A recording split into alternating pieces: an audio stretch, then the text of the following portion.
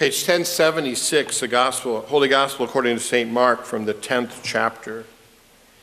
We begin at verse 32. So as Jesus goes on, he teaches. And they were on the road, the text says, Jesus and his disciples, going to Jerusalem, and Jesus was walking ahead of them. And they were amazed, and those who followed were afraid. And taking the 12 again, Jesus began to tell them what was to happen to him, saying, "See, we are going up to Jerusalem, and the Son of Man will be delivered over to the chief priests and the scribes, and they will condemn him to death and deliver him over to the Gentiles. And they will mock him and spit on him and flog him and kill him. And after 3 days he will rise." And James and John, the sons of Zebedee, came up to him and said to him, "Teacher, we want you to do for us whatever we ask of you." And he said to them, "What do you want me to do for you?" And they said to him, "Grant us to sit, one on your right hand and one on your left, in your glory."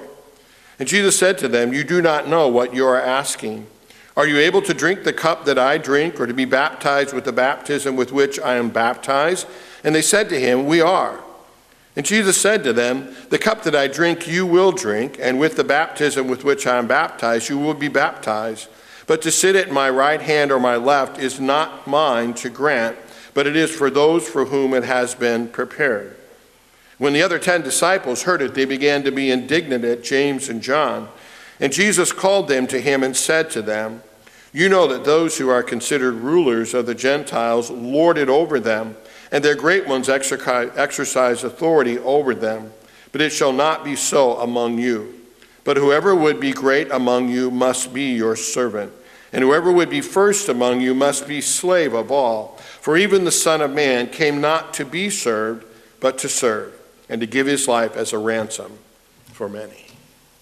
And this from the gospel of our Lord. And praise to you, O Christ, we